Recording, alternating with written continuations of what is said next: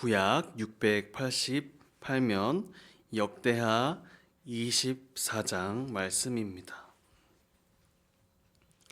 17절부터 27절 한 절씩 교독하고 마지막 절은 함께 읽도록 하겠습니다.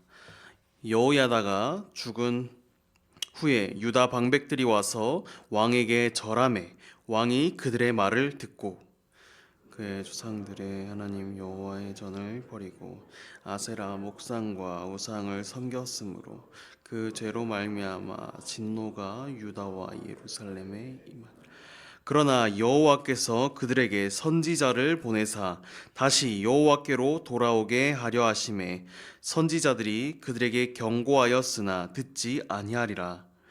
이에 하나님의 영이 제사장 여호야다의 아들 스가랴를 감동시키매 그가 백성 앞에 높이 서서 그들에게 이르되 하나님이 이같이 말씀하시기를 너희가 어찌하여 여호와의 명령을 거역하여 스스로 형통하지 못하게 하느냐 하셨나니 너희가 여호와를 버렸으므로 여호와께서도 너희를 버리셨느니라 하나 무리가 함께 꾀하고 왕의 명령을 따라 그를 여호와의 전 뜰 안에서 돌로 쳐 죽였더라. 요스과 이같이 스가랴의 아버지 여호야다가 베푼 은혜를 기억하지 아니하고 그의 아들을 죽이니 그가 죽을 때 이르되 여호와는 감찰하시고 신원하여 주옵소서 하니 1주년 말에 아람 군대가 요아스를 치려고 올라와서 유다와 예루살렘에 이르러 백성 중에서 모든 방백들을 다 죽이고 노략한 물건을 다메섹 왕에게 보내니라. 아람 군대가 적은 무리로 왔으나 여호와께서 심히 큰 군대 그들의 손에 넘기셨으니 이는 유다 사람들이 그들의 조상들의 하나님 여호와를 버렸습니다.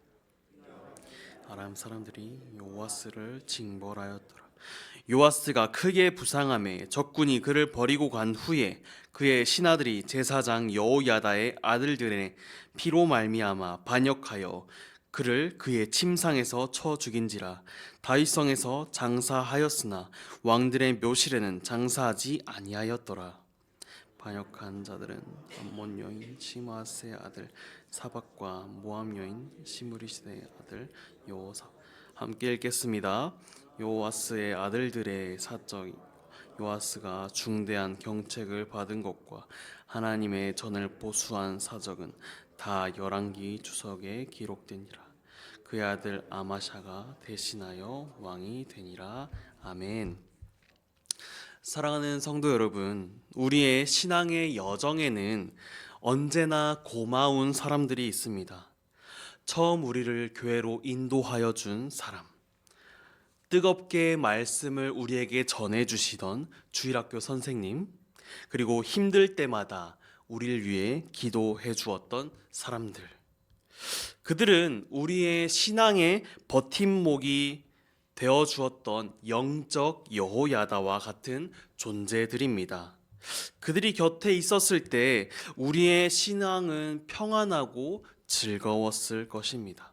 그런데 오늘 본문은 여호야다가 죽은 후에라는 아주 서늘한 문장으로 시작합니다. 영원할 것 같았던 영적 버팀목이 사라진 순간에 한 사람의 신앙이 그리고 한 나라의 운명이 어떻게 무너져 내리는지를 보여줍니다. 요아스 왕의 이야기는 오늘 우리에게 중요한 질문을 하나 던집니다. 나의 믿음은 나의 것인가? 아니면 다른 누구에게 의지만 했던 것인가? 이 새벽 말씀을 통해서 우리의 신앙을 점검하고 어떤 상황에서도 흔들리지 않을 믿음을 세우는 은혜가 있길 소망합니다. 17절을 보시면 여호야다가 죽자마자 방백들은 요아스 왕에게 찾아옵니다. 그들은 왕에게 절하여 달콤한 말로 그를 부추깁니다. 그들은 왕에게 더 쉽고 편한 길, 세상과 타협하는 길을 제시하였습니다. 그런데 요아스는 그들의 말에 바로 수긍해 버립니다. 그 결과 그의 조상들의 하나님 여호와의 전을 버리고 아세라 목상과 우상을 섬기게 됩니다. 불과 얼마 전까지만 해도 성전을 보수하고 하나님께 헌신하였던 왕의 모습은 온데간데 없습니다.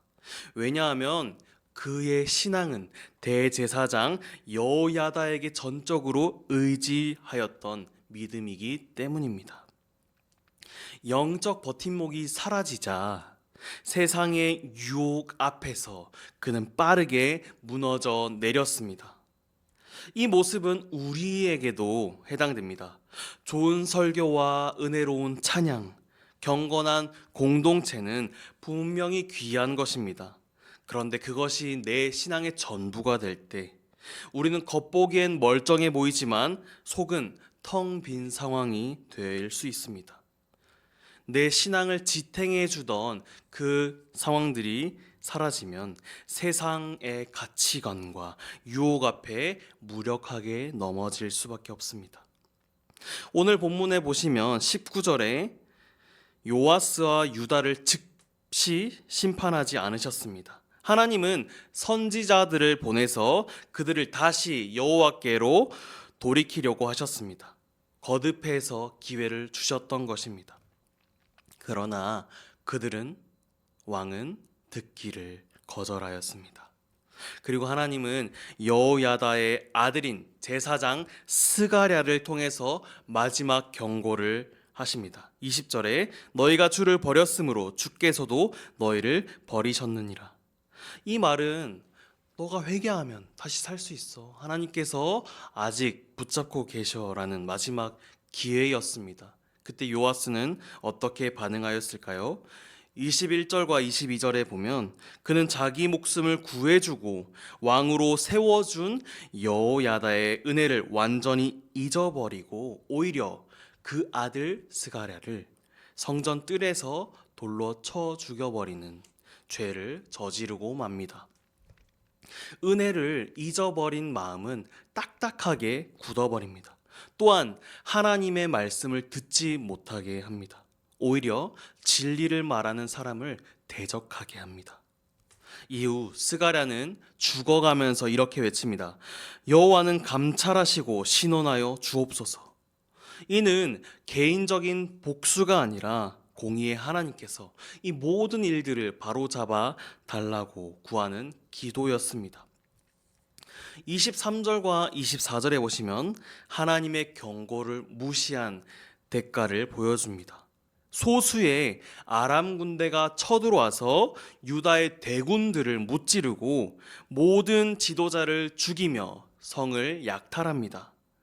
역대기 저자는 이것이 단순히 군사력의 문제가 아니라 유다 백성들이 그들의 하나님을 버렸으므로 하나님께서 적군을 통해서 심판의 도구로 사용하신 것임을 분명히 밝힙니다. 전쟁에서 큰 부상을 당했던 요아스는 결국 자기의 신하들의 반역으로 인해서 침상에서 암살을 당합니다. 즉 하나님을 떠난 그의 마지막은 비참한 최후를 맞이합니다. 더욱이 27절에서 보여주듯 그가 왕이었음에도 불구하고 왕들의 묘실에 가지 못하는 수치를 당하기도 합니다. 하나님도 백성도 그를 왕으로 인정하지 않은 것입니다. 그를 부추겼던 유다의 방백들도 그 위기의 순간에서 그를 지켜주지 못했습니다. 세상이 주는 달콤한 약속의 끝은 이렇게 비참한 최후를 맞이합니다. 성도 여러분, 요아스의 이 비극은 오늘 우리에게 묻습니다. 여러분들의 신앙은 누구의 것입니까? 목사님의 설교와 신앙서적 그리고 좋은 사람들과의 교제에만 의존하고 있지는 않으십니까? 나 홀로 있는 시간 그리고 독방에 혼자 있는 골방에서 하나님과 독대하여서 쌓아 올린 여러분만의 믿음이 있으십니까? 우리의 영원한 대제사장이신 예수 그리스도는 우리를 절대 떠나지 않습니다. 하지만 우리의 신앙이 우리 안에 깊이 뿌리 내리지 않고 사람이나 환경에 의지할 때 우리는 언제든 요아스처럼 무너져 내릴 수 있음을 기억하시길 바랍니다. 이제 오늘 하루를 시작합니다.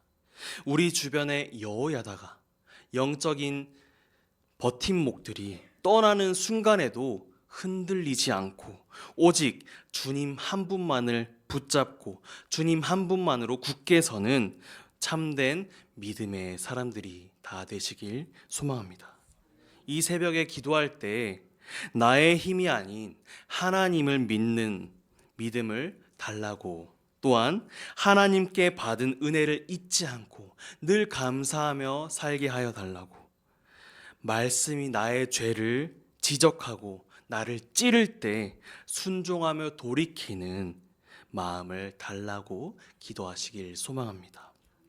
그렇게 기도할 때 우리 주변의 영적 버팀목 여호야다가 떠나는 순간에도 흔들리지 않고 오직 주님 한 분만으로 굳게 서는 참된 여러분들이 될 줄 믿습니다. 이 시간 함께 교회를 위한 공동기도문을 함께 읽으며 한 목소리로 기도하도록 하겠습니다. 은혜와 감사, 14년 전 이 땅의 침산제일교회를